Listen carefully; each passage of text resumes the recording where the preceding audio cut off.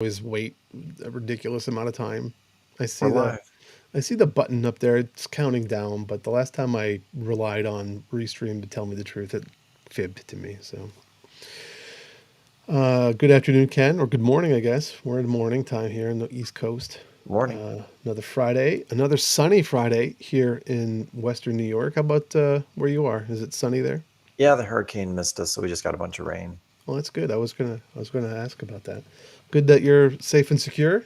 Today, Ziti TV, we are going to do something that I think is exciting. We're going to talk about link groups, and I don't know if anybody remembers, but I think it was did we do a GDTV last week? Did we do a readout of the release notes? I don't even remember now. But the release notes for 0.30.1 contained this whole thing called link groups, and we have our special guest, of course. Let's bring our special guest on. Hey, it's Hello. Hey, Paul. Paul. Hey, Paul. Nice to have you back on ZDTV. Nice to be back. Yeah, so you had worked on this link group features, and as I often will do, oh, why is my screen sharing not sharing the whole screen? I wanted to do the whole window, entire screen. That's what I did wrong. I want to do this one, and I want to show the release notes because in 31, we had talked about or third no 30. 0.30, that's what it was. 0.30 link groups. So we had talked about link groups, and I know when I saw this feature come out, I actually didn't even know you were working on it until you plopped it out there, and I was super excited because this has been something that I've personally been wanting to see. I think maybe since I started here, right? Like the very first thing I tried to do was do this, and at the time we had decided that our overlay would just be a full mesh regardless, right? And so every router that advertised a link, other routers that have dialers to those links would dial those links. Did I So say you that had, you had right? some you had some control by deciding who was listening and who was dialing. But Yep. if Good someone point. was listening, then everyone would try to reach them, whether or not they were, you know, whether or not that was a good idea. Yeah, yeah, exactly. And so that's what we'll be talking about for the majority of today, I think. And then I always read the release notes when there's something interesting. And before we started, Paul, you were like, "Oh, there's something interesting in 0.30.2." And so let's see, we got identity type consolidation coming. A question that has been asked numerous times in the discourse forum is, what's the difference between a device and a user? And I always answer, there's really no difference. It's for humans, so that humans know that you're looking at a device or that you're looking at It's a metadata. person. Yeah, that's what it always was and always meant, what originally was meant to be. Maybe there would, be some features that use it later in life, but turns out we're getting rid of that. So Paul, what Right. you were doing this, right? Yeah. So the idea was just that there is one identity type that actually has meaning, which is router. Right. If you create an edge router which has the capability to be a tunneler, then that thing gets its own identity that sort of represents it in the policy system. And so that that identity type has real functionality within the system, but the other three are really just metadata, and so we're just consolidating those down to one, into default identity type. And now when you create an identity, you don't even have to specify it. Like if you do it from the CLI, you don't have to specify what type it is, and hopefully that will uh, And in stem. fact, as I've learned, you are nagged if you use it. Right, it's marked as deprecated. So if you Yes. create a user, if you specify one of those types, it'll say, "Hey, this is not necessary anymore." Um, and we did our best to make it backwards compatible. So if you specify one of the now removed identity types, it will just translate it to the default type, so that your REST API calls should continue to work until you have a chance to update things. Um, but yeah, the idea of it being metadata is that it's kind of limited, right? There's only three of them, and they probably don't map to what people might actually want if they were doing things, right? So we also have tags, right? So if you as an admin, want to be able to say, this is a user versus a service versus a device, or get more specific, or have broader categories. Pick your own categories. You can do that with tags and get that metadata to show up for you and be able to filter and all that stuff. So it seemed like it was kind of redundant at this point and really just caused confusion because people assumed because it was so prominent when you were working with it that it must have some effect, even though it never Well, it did. was Right. required, right? You Right. need to supply Yeah, to this say field. something. Yeah, for sure. All right. So as you can see now, command device is deprecated. This command, this command is deprecated. They're letting you know it's deprecated. Specify identity type is no longer required. So I can do Bob4 and take this out. Then I get my nice list and then ZD edge list identities. And look at that. Beautiful. Beautiful. Yeah, and all your non-router types, all your non-router identities will just be migrated to the default type. When you bring up a controller of a newer version. Is it? It's probably still useful to see which ones are routers. You think? I think so. Yeah, I mean, because those, like you said, those are different. And for example, you can't delete a router identity. You have to, if you want to delete it, you have to either delete that router or mark that router is no longer being able to be a tunneler. In which case, it will clean up the associated identity and service policies and things like that are associated with it. Yeah. All right. And then HTTP Connect proxy support. So lots of stuff. I won't say lots of stuff. Some stuff here on what that means. Why won't you highlight? There you go. There's our HTTP Connect proxy support. But I know, Paul, you also worked on this. Yeah. So what's this all about? Some organizations have a requirement that all data flow through a proxy, and so now if you've got a router sitting somewhere and it needs to be able to send its control plane data and data plane data through the proxy, you can configure that in the router config. And as long as it's a HTTP Connect proxy and you don't need any authentication, it'll now work. And then, if we have users out there who need other kinds of proxy support, hopefully they'll ask and we can expand this out and make it work for them as well. But this was sort of like the baseline, simplest use case to get things working. Right. The router is the most likely thing to be in that environment that must use a proxy. Yeah. I mean, generally, controllers are sitting out or are being reached out to rather than reaching out to things. Mm-hmm. At least until we get into HA territory, and SDKs. I think those will need to be handled individually, but yeah, that's the next most likely thing to be behind that environment. Cool. All right. So we have accomplished our readout of the README or the change log. Paul, you had sent me a small list of topics that you wanted to cover today that I thought were good topics. So do you want me to rattle them off and ask you questions, or do you want to take the ball and just start telling us? I could maybe just start kind of going down, and then you can interject as you have questions. And I think, did you also want to do the experiment of, you had mentioned maybe wanting to update the... Well, let's see where we go. And, if we get around to fiddling and playing, I think that would be fun.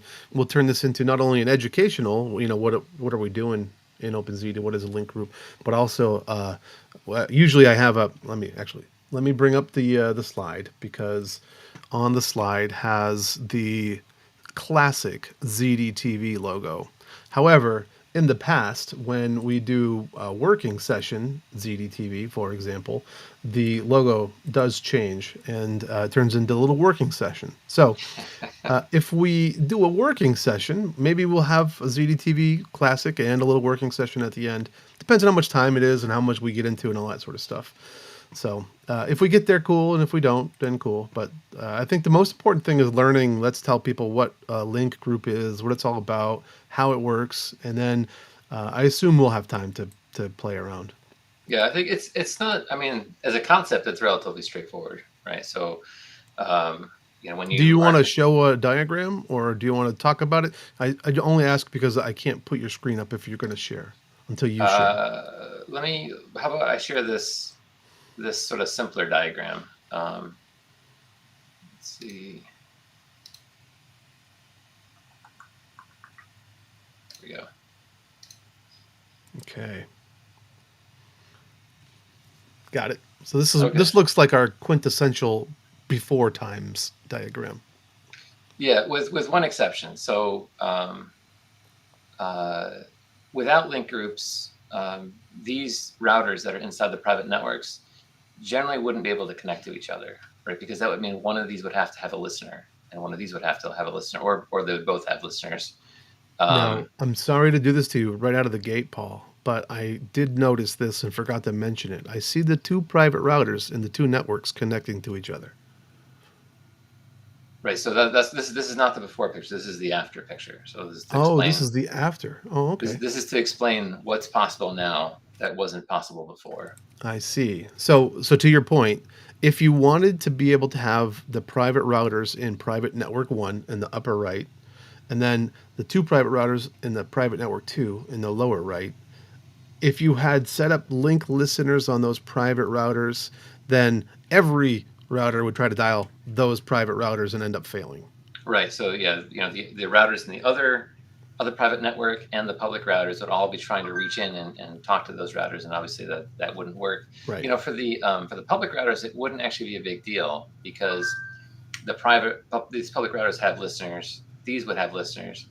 And We don't see your mouse moving if you're moving the oh, mouse. sorry. So the public routers, I'll just move my hands instead because that'll be easier to see. So the public routers would have listeners, and the private routers would have listeners. The private routers would try to reach the public routers, which would succeed. The public routers would try to reach the private routers, which would fail. But because they're equivalent links, right? So they're establishing a connection from router A to B. It doesn't matter that it's from B to A or A to B. It's just these two routers are now connected, right? So once that connection was there, the public router would see I've got a connection to this private router because it reached out to me, and it would then stop trying to connect because it already has that connection. But the other private routers, would never be able to connect either way, and so those would be continually looping, trying to establish that connection, which doesn't necessarily hurt things, but it does consume traffic. It would generate a bunch of messages that would not be fun to dig through if you're trying to diagnose something. So it was hard to do cleanly, right? Yeah. This reduces the log noise and allows us to potentially have more meaningful alerts on a link that should be working failed. Exactly. Yeah. Good point. So a link in this context is so when a router listens for links, it also advertises that other routers may initiate links. Once the link is established, once the link is initiated successfully, then it's a bidirectional link, and we just call it a link. Yeah. So we retain the knowledge of who dialed and who accepted, but it's not pertinent in terms of routing, right? It's just we have a connection from A to B, and it can go either way. And Ziti's smart enough, if both routers that would be able to initiate to one another happen to both be advertising that is listening for links, they'll only build one and maintain one of those bidirectional links. Right, and it's actually sort of moderately complicated to figure out. Like, is this link the same as this other link? It gets a little complicated because over time you have to worry about things like maybe we've got a link from router A to router B, and we've got another one from A to B, but maybe they're a different protocol, or maybe they're going over a different network interface. And then you could have the same thing, especially with network interfaces. You may have the same issue on both sides, right? So you may have a router that's listening on two network interfaces on the one side, and a different. It's got the other router that's talking to is also using a couple different network interfaces, and like how many links should you end up with? So that can get kind of tricky to figure out, but and it's probably something that will evolve over time as people start using this functionality more. We'll figure out if we achieve the right balance of figuring out what's duplicate and what's not. Yeah. Well, this is So neat though, because already, like you said, you couldn't have built those private network links before, and now you can. And I cut you off, Ken. I didn't mean to. yeah, that's where I was going too. Now we can think about these link groups as having a particular audience for those advertisements. That is, routers can listen for links from a particular audience, like their own data center or the whole internet. Right. So previously, you were able to configure multiple listeners on a router, but you could only configure a single dialer. And so part of this work was to allow multiple dialers. The thinking being that, so one of these private routers would probably be configured with with a listener that was in a group that was specific to this private network. And then you could either configure one dialer that was in the default group, which would be able to reach out to public routers, and in the private group, or you could have two dialers, one for the default group, which would talk to the public routers, and another one for reaching out to the private routers. And that might depend upon, right? Another thing that was added to this, we were talking about network interfaces. Another thing that's now possible is specifying for a dialer which network interface it's supposed to try to communicate on. So you might potentially have different NICs that you're working with to get outbound versus staying within the network. And that's actually some work that's still sort of ongoing, in the sense that when you tie something to a network interface, you're really tying it to like a routing address, which is associated with a network interface, but it's not guaranteed to use that. So you still have to maybe do some additional work on the OS level to force things to get routed to that address. As far as the outgoing packets, they're always governed by the IP route table, aren't they? Well, you can. There is some things that you can do. There's a socket command, SO bind device, that will let you bind directly to, and then you don't have to worry about the routing at the OS level. You can just say, I'm writing directly to this network interface. But it's a little bit it's a little bit more low level, and a little bit becomes more linked, more coupled to the OS at that point. Yeah, so I think it probably works across operating systems, but it's the kind of thing we're gonna have to do some more work, and it also kind of all our stuff's on the server side here is written in Go, and it's possible to do this stuff, but you end up kind of building your own socket, and it gets a little more complicated with because there's a lot of aspects to this, right? We've got the proxy stuff now, so and there's other various transport configuration things, and making sure that all those things work together nicely is getting more complicated as we add more ways to do things. Cool. Well, that's really interesting, and this is going to be the topic of our working session if we get there. Anything else around link management that is interesting? Yeah, so the other thing that kind of came along with this, it wasn't really the focus of the work, but it was done because it was something that we wanted to do anyway, and it happened to make this work easier, was moving link management more from the controller into the router. So continuing to devolve functionality from the controller into sort of the distributed router world. So it used to be in versions previous to 0.30 that the controller was in charge of figuring out who to make links to. So it would, the routers connect to the controller. And when they connect to the controller, they give it a list of, here's my listeners, here's where I can be reached. And that now includes, here's my groups.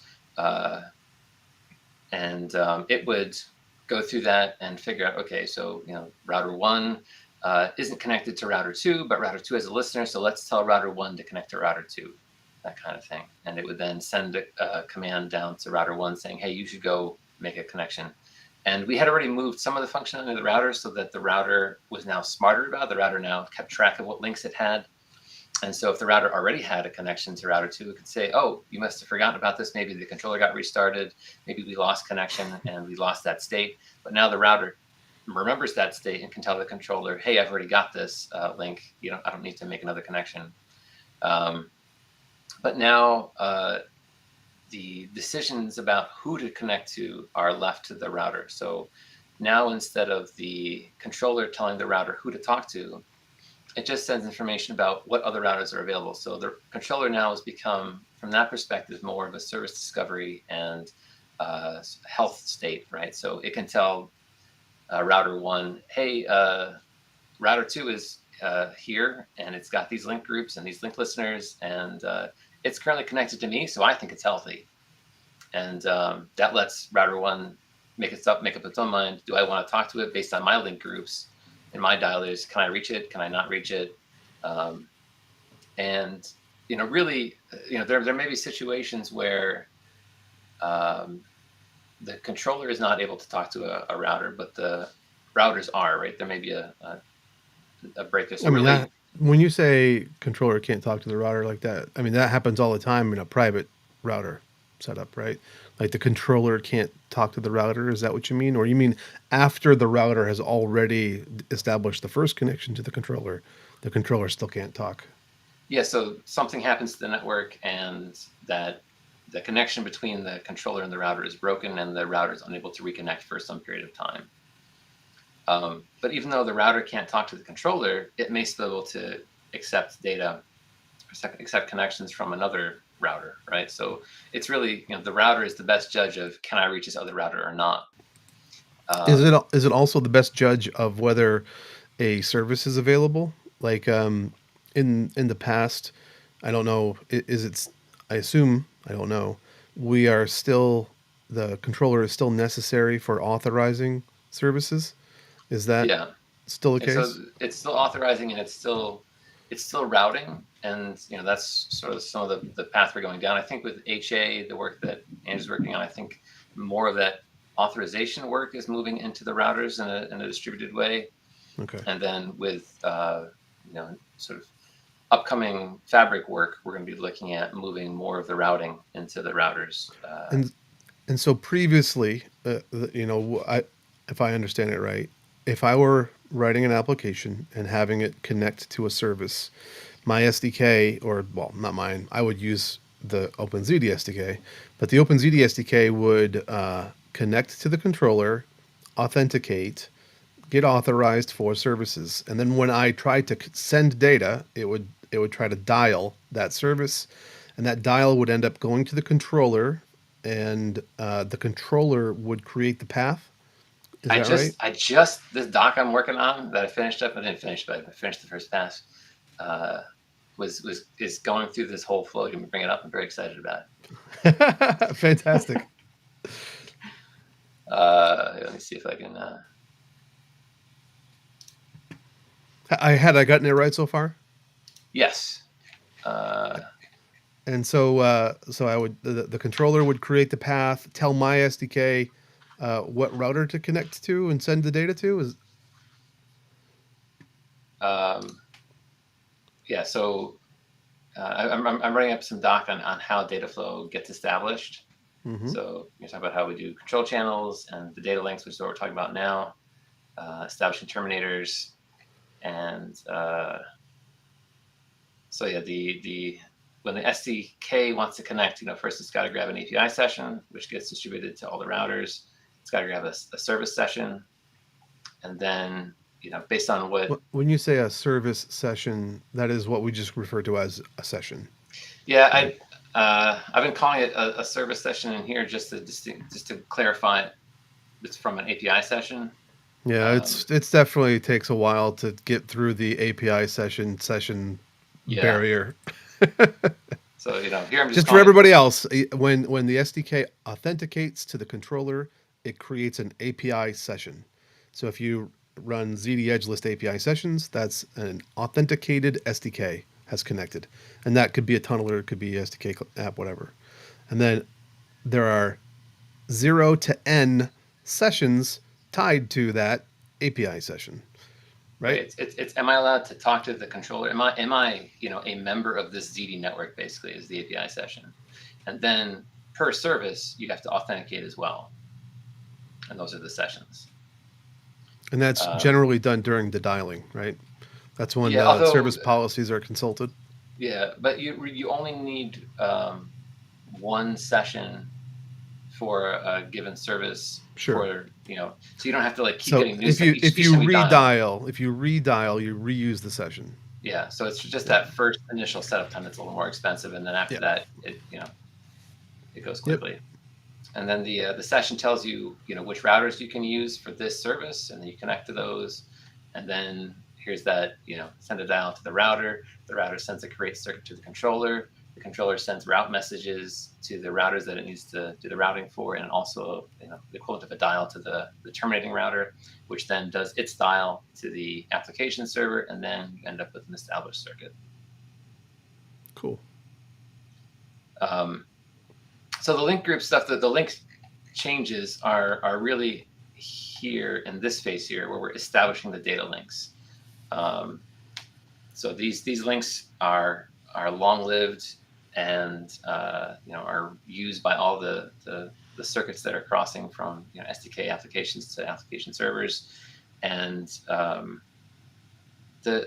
it's sort of another step in moving routing into the routers out of the controller.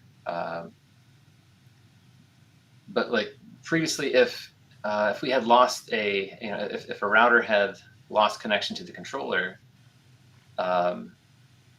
then the routers that were connected to that router, if there was also a temporary blip there, they wouldn't try to reconnect until the controller told them that it was okay to reconnect. But now they will, once they know about another router, until the controller tells them that router is gone, they will be trying to connect to that other router, using exponential backoff. And if the controller tells them, hey, this router is connected to me, that means I think it's healthy, then they will be much more aggressive about trying to connect to it, because if you can get to the controller, then at least we will get to as well. If the controller tells them it's not healthy in the sense that it can't get to the controller, then they will still try to connect to it, but they will be much more, they'll back up much more quickly, right? Because the chances are, if it can't do the control, then it's more likely that it's down or unreachable completely. But they'll still try, just in case it's only a temporary break between the controller and the router, and not between the router and the other router. So it should be should mean that links tend to stay around longer and are reestablished more quickly. So Nice. Yeah, Sounds more resilient. Yeah, and it's just another now that the routers have even more knowledge about the links, that'll be helpful as we're moving towards moving routing knowledge directly into the routers from the controller. But it's just step by step. Cool. And then there's this diagram which showed sort of actually, so let me talk about. We can see your mouse now. Oh, interesting. So I think I didn't have the browser selected. So I did want to answer the question of why does this matter, right? Why is this link even important, right? Because you're generally not going to have traffic flowing from here to here to here back to here somewhere, right? It's always kind of moving in or out through one of these.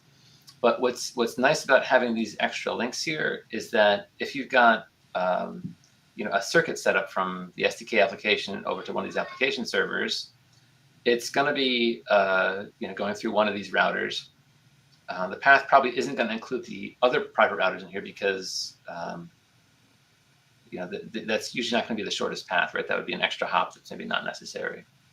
But if one of these links goes down, so maybe the data is flowing from here through here through here to here. Separate circuits, separate ISP circuits at the data center, for example. Yeah. So yes, exactly. So these could be on different ISP lines. So maybe one of these lines goes down,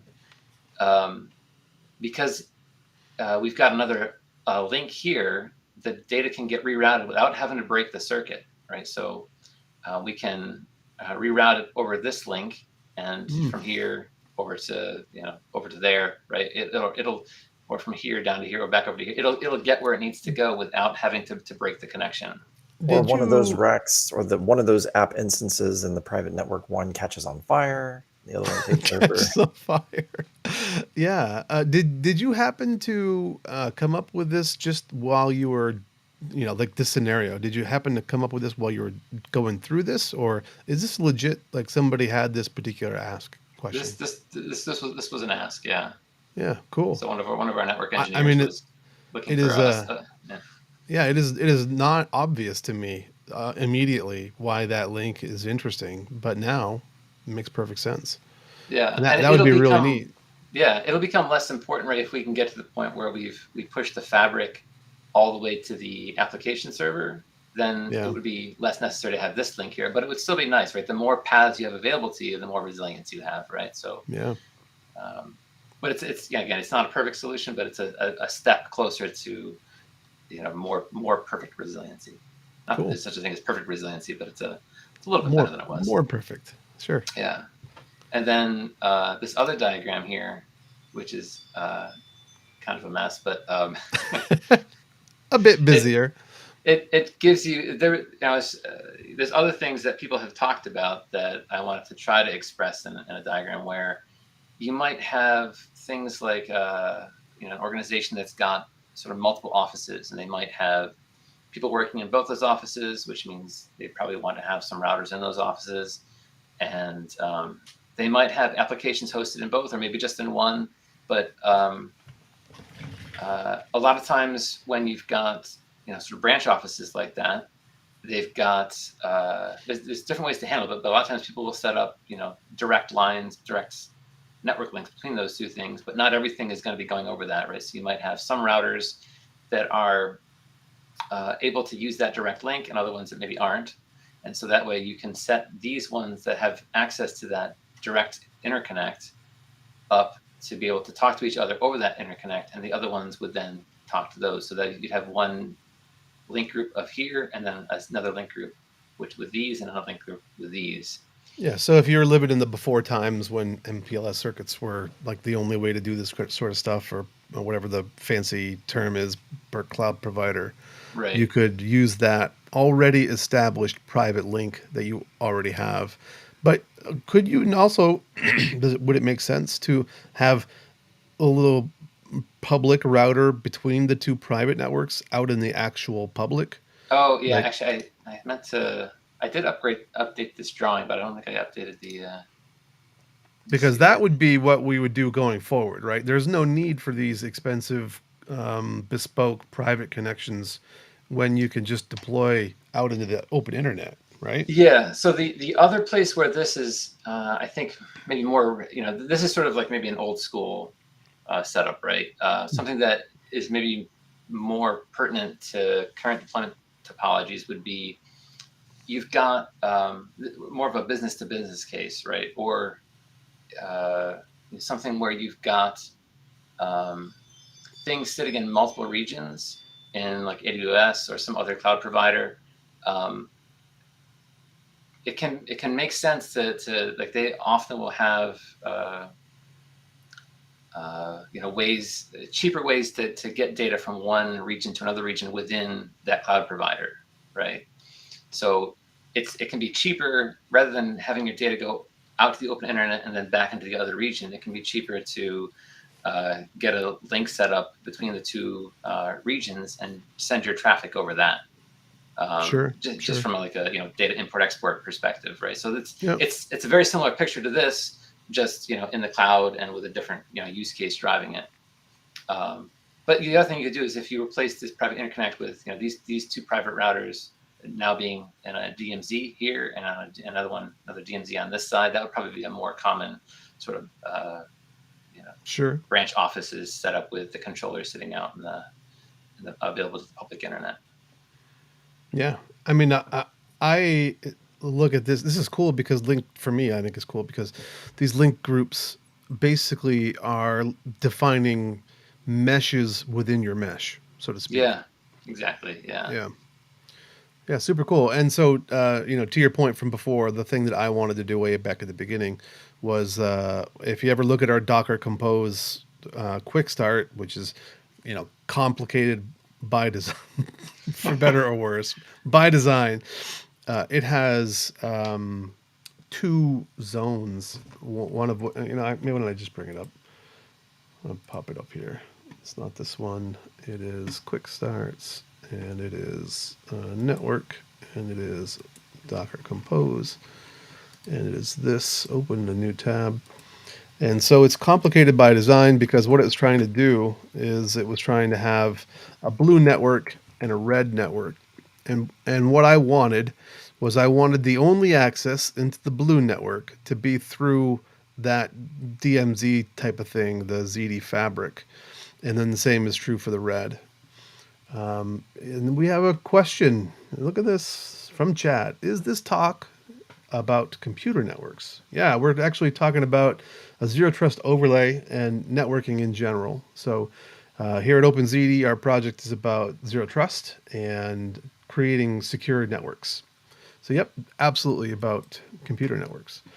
And so I wanted to be able to do this, but as we said before, our mesh was always a full mesh. So this edge router out here, and we'll ignore the one at the bottom, but all three of these would try to build a link to this edge router because it was a full mesh. And so I could never eliminate this particular line. And there's a line that goes from here to there that's not drawn for noise reasons, but with the link groups, I could totally get rid of this line, I can totally get rid of this line, and I could focus all of my traffic through that DMZ type of use case, which is, if we get to it, that's the kind of thing I wanted to goof around with to see if we could do. Docker does add complexity because in order to do this, there's no like exact way to do this in Docker land. And so I don't know if it'll actually work, but I think I mean, I know we can create the links the right way, but Docker can't restrict it in quite the same way. Yeah. So before we go into any of these other ideas, is there something else, Paul, that you wanted to cover, or do we cover everything here? I think that was actually. I'm gonna look at my notes just to double check, but The only other side note is the consolidation of the code. yeah. So that was just I thought something that might be interesting to people is that we're working on doing some code consolidation. Right now, the ZD project is spread over many repos, and some of that makes sense, right? We try to break things out into libraries where we think functionality might be useful to other people, or where we think it makes sense to be able to revision something independently of the rest of the project. Sometimes you've got a sort of a core bit of functionality that you might want to change the API, and if you can then revision that, Go's got a very nice module revisioning system. You can do that work without breaking everything, and then you can phase it in a bit at a time. So that can be convenient. But we have mostly like the mesh part of the project, the fabric, and the edge, which is sort of the rest of everything. The rest of like all the authentication and identities and policies and configs and all that stuff that sits in the edge project. Those things are separate, but there's not necessarily a good reason for that anymore. Yeah, we used to have two binaries, right? We had the router, we had the controller, we had the ZD binary. Wow. Well, we used to have, and then we had many more. I didn't want to get into that. Yeah, we had a lot of binaries. But now we have, but basically we, you just kind of made one big one, right? Yeah. And so now we have one ZD binary that has subcommands, router and controller. And so I think where you're heading is because we have decided to ship a single binary, that maybe it doesn't make as much sense to have the code separated in the way it used to. Well, even before that, it really didn't make that much sense, I think. And so when someone goes to the ZD project, what they see is just the CLI, right? So it'd be nice if they went to the ZD project, they could see, the bulk of the code, which is in the Edge and Fabric projects. And then, I think the other thing is that we have a little bit of the notion that we have a Fabric and the Edge stuff is not really that important for most people who are using ZT, right? They want to set up services, they want Yeah. to set up policies, they just want to do stuff. They don't care that, there's a bunch of cool mesh stuff underneath the hood and that this is separate from this other stuff that's, they Yeah. don't, it doesn't I mean, matter. So some will, right? Some care, but some will. our large base wants to have a super secure pipe for their application to talk to their other application, whether it's a server or clients or whatever, right? Right.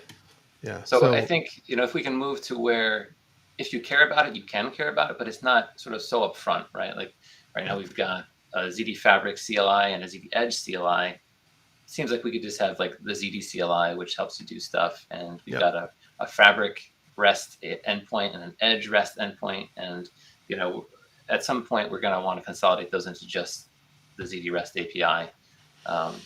And so this consolidating the code is kind of the first step in making it easier for other developers to look at our project and see what's going on, and also to help erase edges where they don't need to be edges and make that stuff sort of a single pane of glass for people who want to use ZD and not care about like how the code is organized, right? Right. Yeah. Yeah, for sure. Well, cool. I mean, it's been 40 minutes, which, that's a pretty good ZD TV as far as I'm concerned. We can go into the play. How about this? I'll see if anybody watching, if there's anybody in the chat that wants to see us do a working session and makes a comment, show us you guys working, then we'll do it. Otherwise, I'm going to end the ZD TV here. But if chat wants to see it, I'm all for, gratifying our audience. So that would excite me.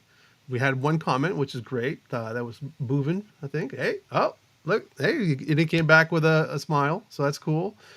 Yeah, so if you want us to do it, you got to let us know, and we'll do it right here.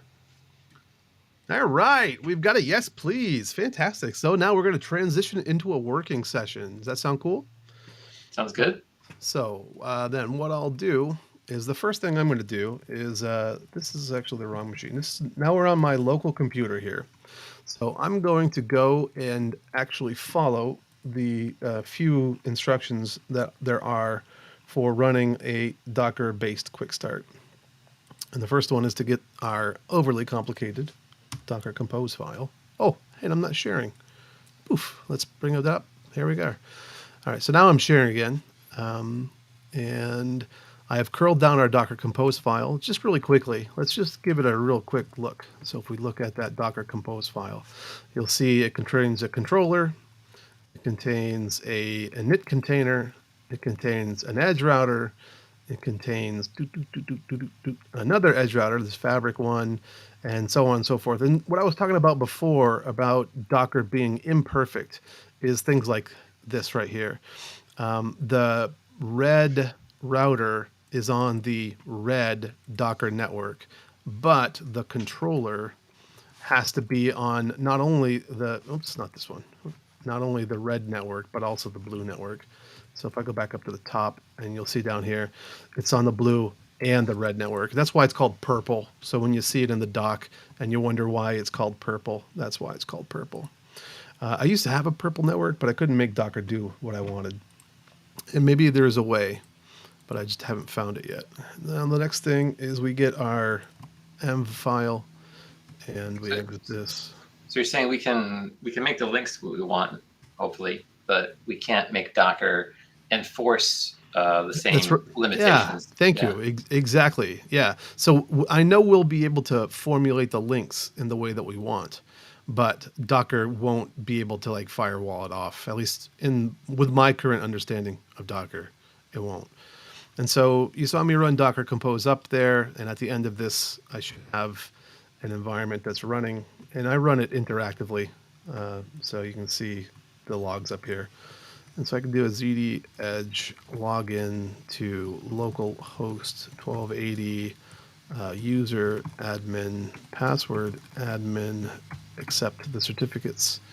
And because I didn't supply a password, it fails. So now I can do a docker exec into the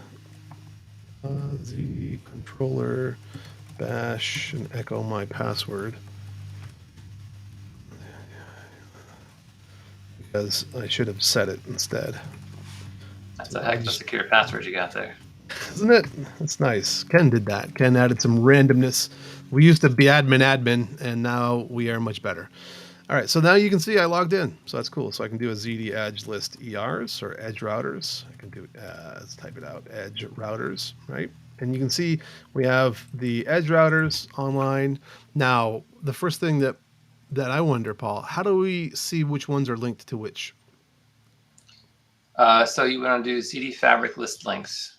Fabric list links. Okay, and we'll make it a little bit smaller so maybe it shows up. The other thing you can do, this is more for someone who's trying to debug something that's not working so much, is you can do ZD fabric inspect links. Ooh. Fabric inspect links. And that will show you for each, that goes out to each router and grabs information from that router directly saying, hey, tell me about your links. And that'll let you know for a given link, who is it, because this will show you if it's trying to connect to something but failing, how many times has it tried to connect, how many times has it gotten disconnected. So there's a lot of state that you can get out of that. So you must use this routinely? Not so much yet, but yeah, I mean, this was helpful in building the feature for sure when I was trying to figure out, why is this not working yet? So we can grep for the word health and see they're all healthy, or however I want to process it. Right. So that tells you, does this router think based on what the controller told it recently, if this router should be reachable with, So, and I think it will also show you the groups. But I'm not sure if it's maybe not. Well, I mean, there are none right now, is there? No, there aren't. So I mean, there are, right? So there's always, if you don't specify a group, you're always put into the default group. Right.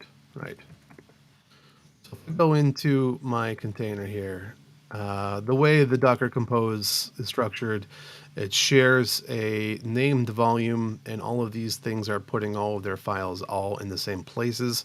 So it's easy. You can just exec into any of the containers and mutate any of the files. Actually, so if you do inspect config, it'll show you the config, and that's got the listener and $config in it. So ZD fabric inspect config. I always type edge. It's like just comes right off my fingers. All right, this is what we need to, you shouldn't have to type either of them. Yeah, in SPECT inspect config. And that shows you, both the controller. Oh, that's cool. So this is basically the rendered configuration from every router. Right. So there, yeah. So we can see neat. There's a dialer and listeners. Yeah, I was gonna grep for advertise. See, so they're all advertising. So that's cool. And then I could probably do an A5 or something like that and see what is in there. Yeah. Okay. And so there are no groups yet. Right. So what would you recommend we start? Would we start by making the public edge router only linkable by the fabric edge router? I think that's what makes sense. So let me go back to the diagram here, and we'll just diagram. So what we're going to do is, instead of allowing, actually, let's look to see how many links there are to the ZD edge router.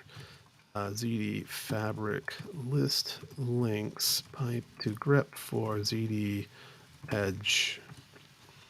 And we don't get the header, which kind of is a bummer. So can I filter it in any other way, Paul, or do I?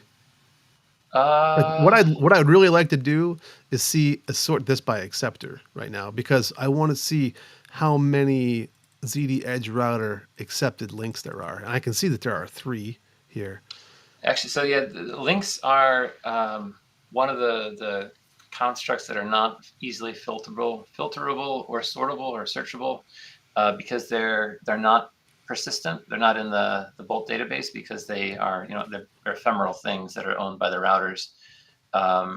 And I haven't built the searching and filtering stuff for the few things that are only in memory yet. I was trying to snip out the I gotta do it. That's not 2, it's 3, isn't it? No, is it 4? Is it not even cutting? That's not even cutting. I was trying to remove the ID column so I could actually sort it using sort, but that didn't You work could use. out. You could do. I think you can do CSV output. Oh, I was actually going to wonder if this was a different character. So how do you do the CSV output? Try dash dash CSV. See if that works. CSV? No. How No, about? maybe Oh, that's you know what what? it's going. I had a pipe there. There you Okay. go. All Oh, right. So okay. then I can pipe this into cut. Oh my goodness, this is where Ken would be so good. Into F2 Where you at, Ken? through cut. The dash Why K is this? comma. Yeah, I got some weird stuff in my shell here. Oh. It's not being friendly. There we go. All right. So there is cut. I got to do -D for a comma. I thought it. No, dash. Yeah, there we go.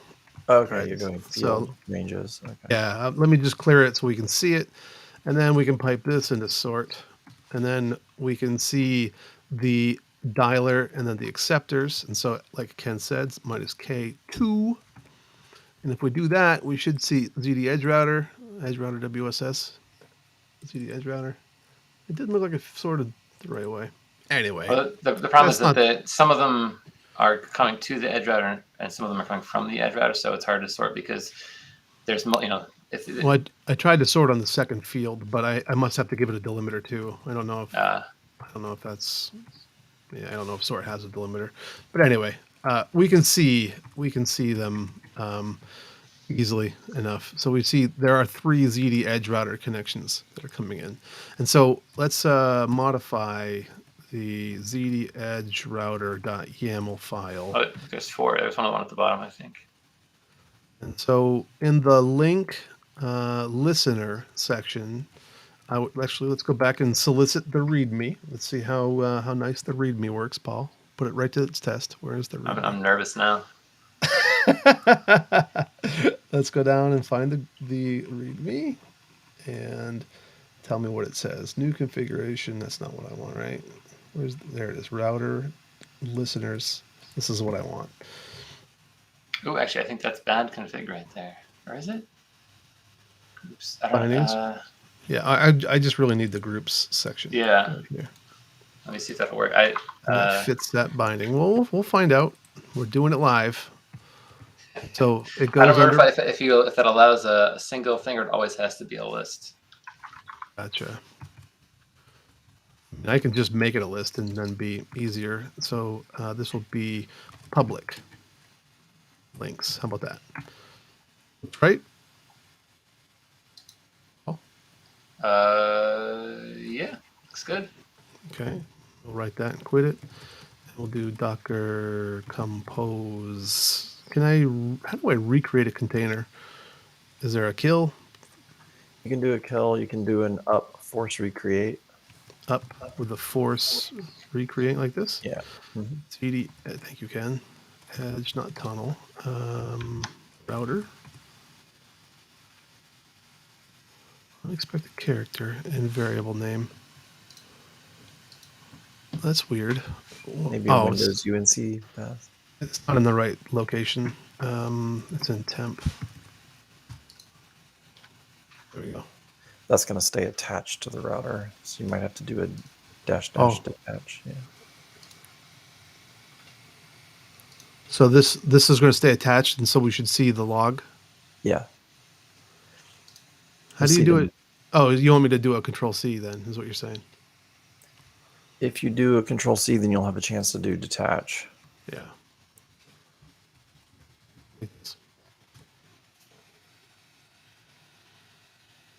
Okay. And we see some. Looks like are the routers now going crazy up there? They all losing their links. Is that what just happened? CD fabric list links.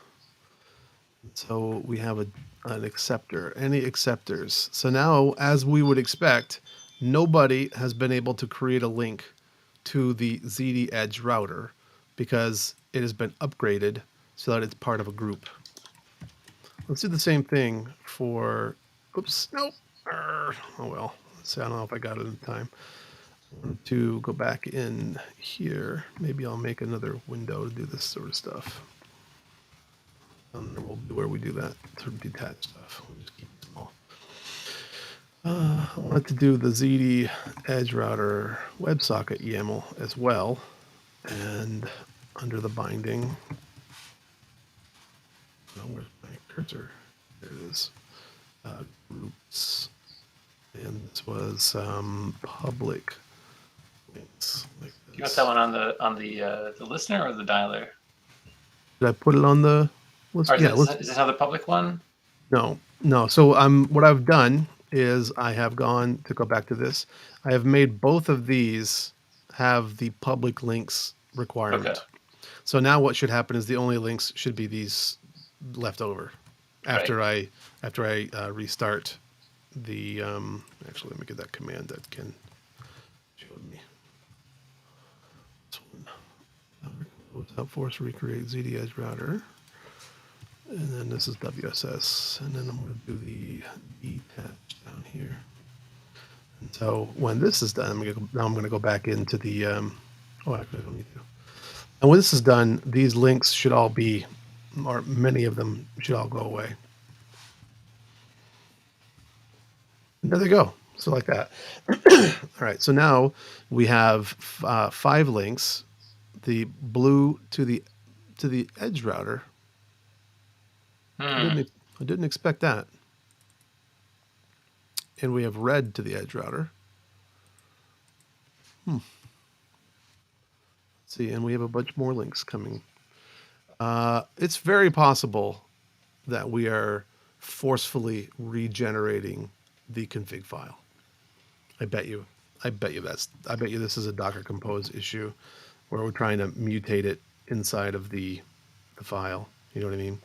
Yeah. That'll be a compose. It's also possible that there's a bug. I mean, it's possible, but never gonna rule that out. There's complexity with, because now the config is stored. You know, we push out the listeners to the other routers. We have to be careful to, if a listener gets removed or updated, to update that config as well. And so there's a potential problem there. I am betting that we naively regenerate, and it looks like that's what's going on. So unfortunately, we are naively regenerating the router's config, trying to be so helpful. And in retrospect, it's not particularly helpful to the consumer of the compose file, because we are stomping whatever changes that the person who made the compose file, or he's modifying the compose file, did. So if I look at this thing, you can see that it was last edited 2 minutes ago. But that's interesting, because I would have thought that it would have been, you know what, we'll recreate this one more time. We'll see if that is the case, because if that's the case, this timestamp should change. And if not, then, you know, I suppose I could have looked at this YAML too. But yeah, you can see it's gone already. So that's what's going on there.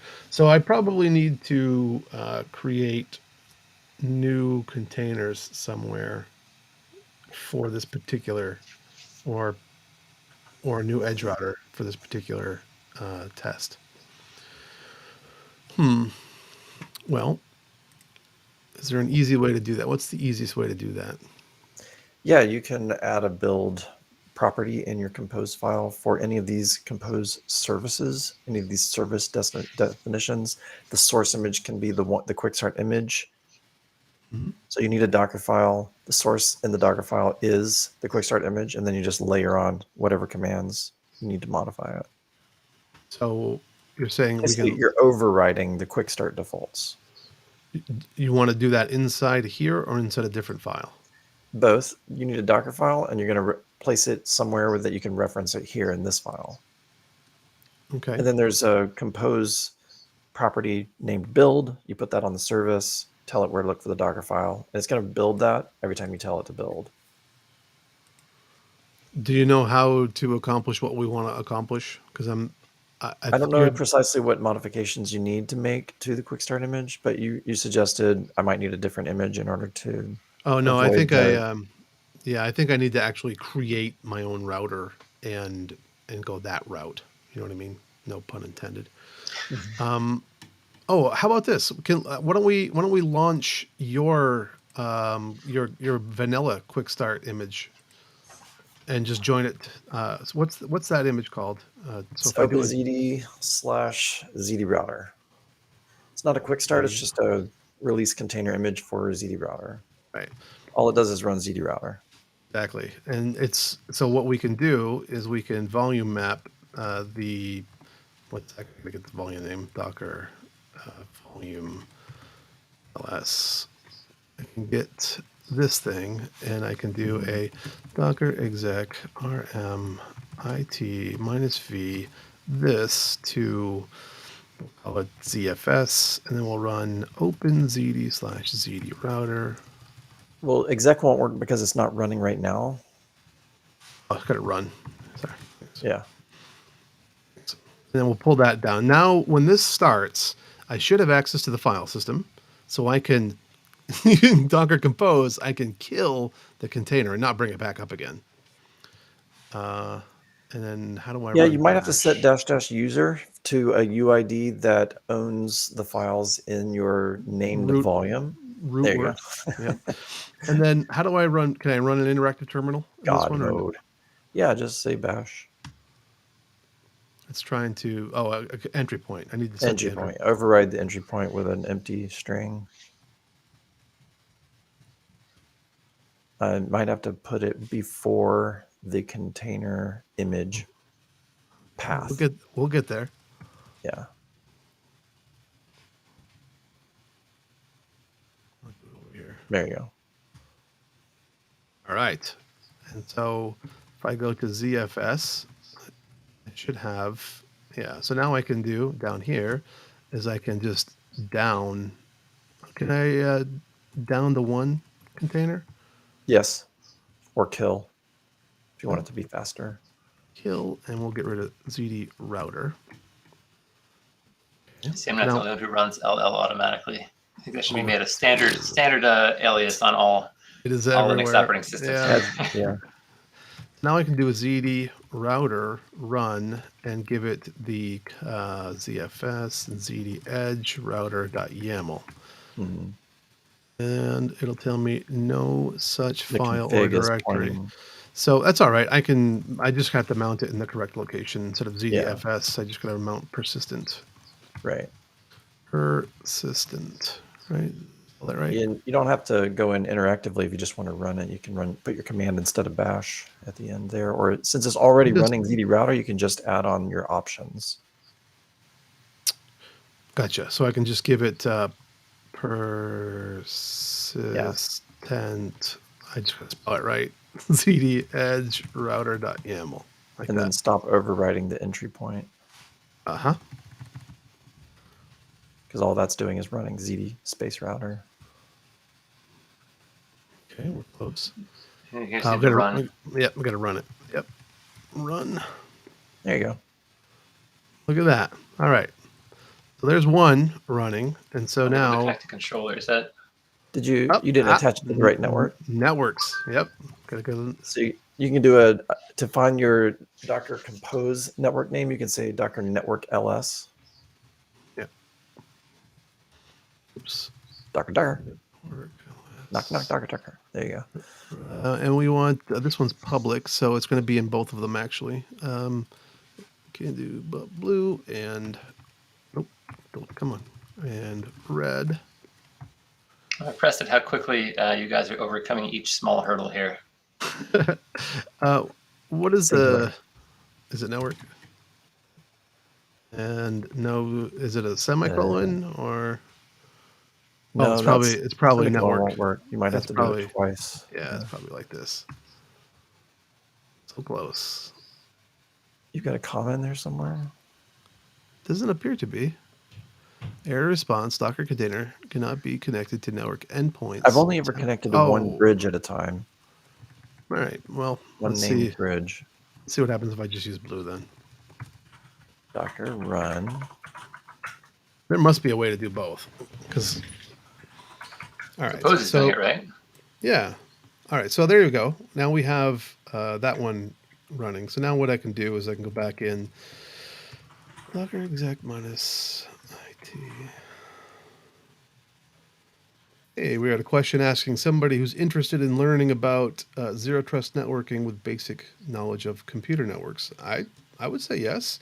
Actually, part of the let me show it on the screen here real quick. Where's the Maybe button? bootstrapping trust series. Yeah, I mean that understanding the concepts of zero trust is actually easier than understanding how all of the stuff that me, Paul, and Ken here are talking about. But we have the overview, like on the YouTube channel. There's a real nice what is zero trust, so you can start with that. A whole bunch of stuff on the internet about what zero trust is and why it's cool and important. I've done a couple of presentations that you could find and watch that give a basic overview of particularly the superpowers of OpenZT. Ken and I are in a YouTube playlist for that, so you can check that out. You can always just ask questions on the discourse or on our Reddit as well if you want to just ask a general question. You know, maybe we'll give you some pointers and tell you where to go. All right, so Docker exec, what were we doing? We're trying to get into the into a container so I can modify that file. Why won't you click down here? Ziti controller.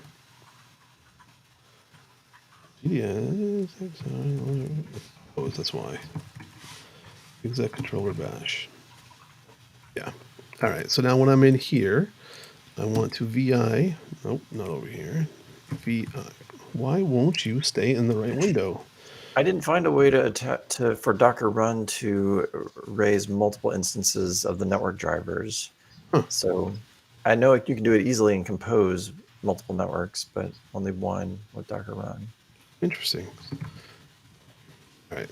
So now we have made that thing public, only public. And so now we can come down here and do a ZD edge list links, fabric. No identity, ZD login, and there's our links. All right, and so now we see, let me scroll up. We see our acceptor. We should not see ZD edge, and we don't. Good.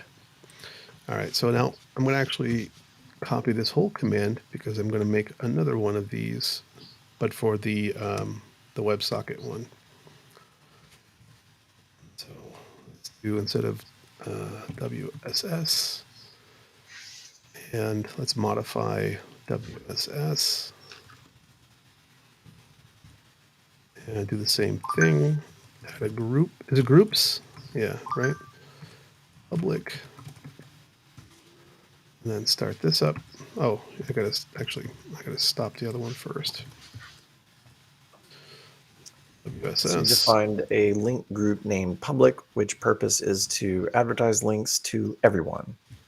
Exactly. Anybody who is in the group public. Yeah.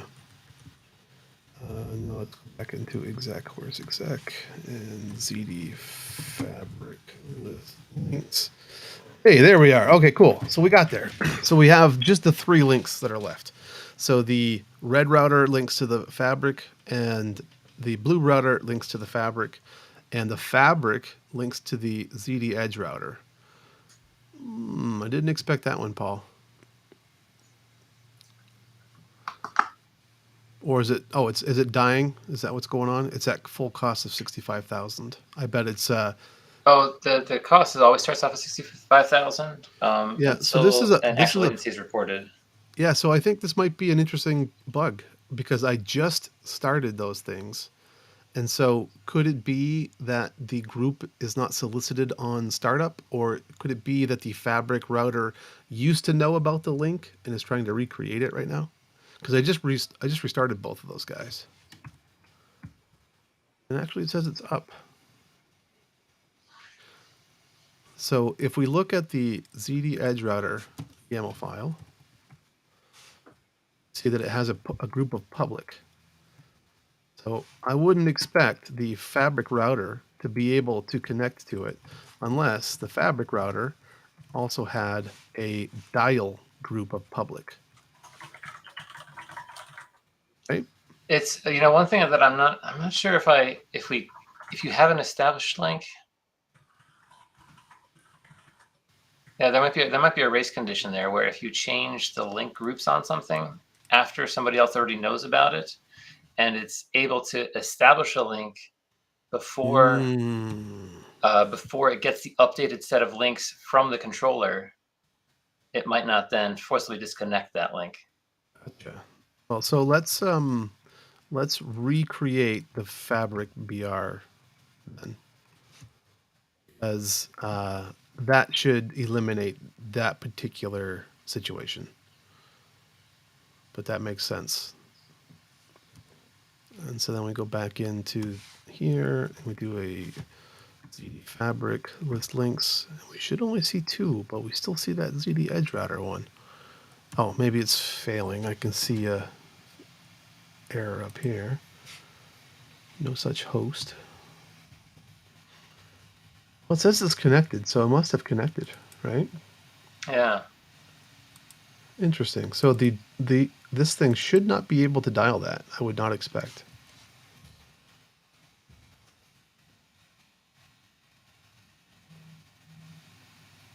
It seems to be able.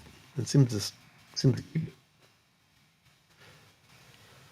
Yeah, I'll have to dig into that and see what's going on. So let's just enable it. So it is actually valid though, because I can go in and I can edit this YAML file and go to the dialers and add a groups to this one of public. Right. Yep. And then if I exit and recreate this same container again, now I should see 4 links because that fabric router should dial both the 2 public routers. Assuming I called them both public. I have to check that because I might have called it public links and forgot. And then GD fabric links. Okay, so interesting. Okay. That's how the link was established. The fabric router had a public link listener. Okay. That makes sense. So I also have to add. Oh, and and I forgot. I got to start this using the cool stuff that Ken does there. So let me stop this, get that command, and start up the not. I need the fabric one. Yeah, what's it called? This one right here.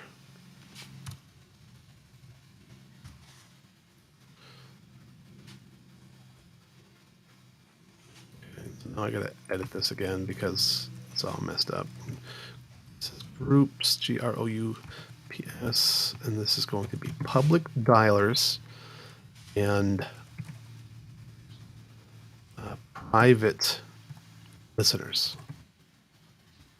Okay, and then I'll have to make 2 more of these. I'm just gonna do the blue one just to see the blue one work. A representative set. Yeah, that's it. That'll be enough. And I gotta do ZD private blue.yaml, and this will have a dialer of groups to be minus private like that. And so now I can start the. Actually, kill the other one. So I'm gonna come up here and kill ZD router. What is it called? ZD private blue? Yeah. Blue. Okay. So now this one should start. Docker run temp blue. Yep. Oh, make something. In the wrong folder again. Oh, it doesn't matter. I'm running Docker. What doesn't it like here? Persistent is a directory. Oh, I didn't put the file at the end. That's a helpful error message. Yep. Yep. Here's your problem. Yeah. Dummy. All right, so now we should have 4 of them running. ZD fabric list links. And we have one link from blue to fabric to the fabric router. Cool. And now if we edit this thing's YAML file and look at it, it's got a dialers of public. Its binding is private. So I would expect it to be able to dial the public one, assuming I've done all the things correctly in here, which I think I did. I do see some hello exceeded, failed to send heartbeats up here. So all of these routers are running on the blue network. So there's no red at the moment. This is where the list, the inspect links come in handy, because that way you can see if it's at least trying to make a connection. Okay. So you can give it the router ID if you want to filter it down to the specific router that you think should be dialing. So the fabric router, this one should be the one dialing. Oh, the ID. Sorry, you said ID. And then inspect links. How do I give it the ID? Just like that? Just like that, I think. Okay. Healthy, healthy, healthy. All these are healthy. Links. Dialed false. Here, let me make it bigger.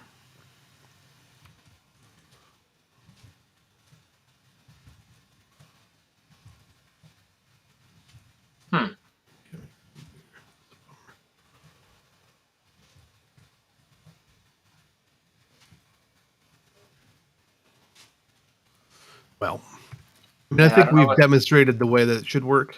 I don't know if I'm testing it wrong or fabric. You know, we're kind of flying by the seat of our pants here because of the way that we had to use the quick start and abuse the quick start. We saw the groups adding. We know it worked. We saw the groups come up and we saw that sort of stuff happen. Maybe there's some more testing we can do to see if we can nail down exactly why and where it went wrong.